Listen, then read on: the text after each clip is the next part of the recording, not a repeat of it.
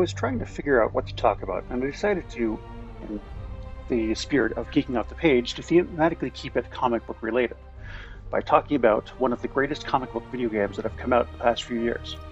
Now, I was a bit late to the party with PlayStation 4, but thanks to a very good friend, I acquired a PS4 from him after he procured a PS5 on launch day. One of the big comic book titles that my friends have kept telling me to play is, of course, Insomniac Games' Spider-Man. Insomniac Games is known for a fair number of titles, from Ratchet & Clank, Spyro the Dragon, Resistance, and one of my personal favorites, Sunset Overdrive. Superhero games have a bit of a shaky history on consoles, and sometimes do well and others not so well. Oftentimes you'll get the titular character quite literally failing at being themselves.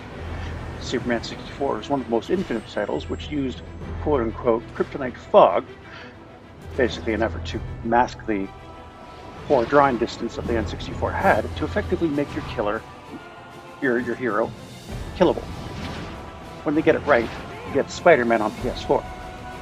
One thing that really stood out in Insomniac's Sunset Overdrive is the traversal mid-air movement, which at the time very much felt like a comic book action hero. I actually said to myself, wow, this could work well as Spider-Man. Which of course bodes well for the future. Now, onto what makes this feel like a comic book game. The characterization is spot on.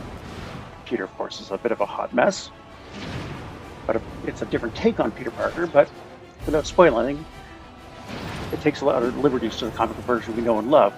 But what it all boils down to, this is Peter Parker, flaws and all. The villains, Doc Ock, the Vulture, Shocker, Rhino, Vulture, all slightly different takes on the comic book villains we are familiar with, and gives them their own life. I will admit that during the story there were moments I was very moved, and let's just say there was a lot of points where I may have had a lump in the throat. The visuals really make you feel like this is a living, breathing New York City. Busy streets, pedestrians walking, the traffic noises, the wind whistling by you, pedestrians catcalling you. This is New York, and truthfully, while the scale is a bit smaller, it does feel like I could make my way around navigating on the streets of New York just by playing the game. Now, gameplay determines whether or not a game sticks to landing as a comic movie, because the developers want you to be the hero. So I'll get right to it. Spider-Man feels like you are Spider-Man. His movement is very fluid. When you're fighting, moves slide into each other, and counters slip into punches so easily. Spider-Man has always been a unique fighter in the Marvel Universe, having no formal training, so this really feels like Peter Parker has figured out how to fight with the strength and agility of a spider.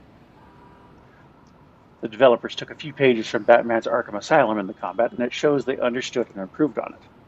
Now, you'll notice I have not yet mentioned the web swing.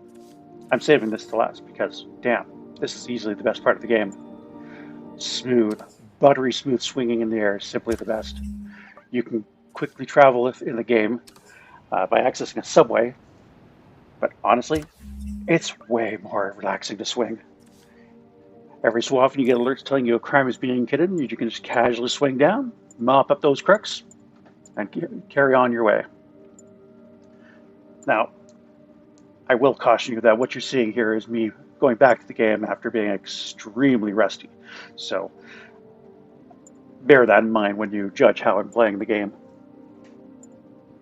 Now, over the years, we've had some really crappy superhero games, but when you combine modern graphics and great storytelling and excellent gameplay, you get something like this, Insomniac's Spider-Man. They did a semi-sequel follow-up with starring Miles Morales, who was introduced in the game universe in the first game, and this introduces his own excellent story in game. Insomniac Games is busy with Spider-Man 2 and Wolverine, so I've got very high expectations for comic book games in the future. I suppose I'll need a PS5 for those two, though. Looking forward to it. This is Off the Cuff with Gavin Burbage. Please be sure to subscribe, share, rate, and review. You can find us at our social medias through Facebook, YouTube, and TikTok. Search for Planet Geek Productions. On Instagram and Twitter, Planet Geek Pod. Or you can send us an email at planetgeekpod@gmail.com. So until next bad time, same spider channel, may the force be with you, and thanks for tuning in.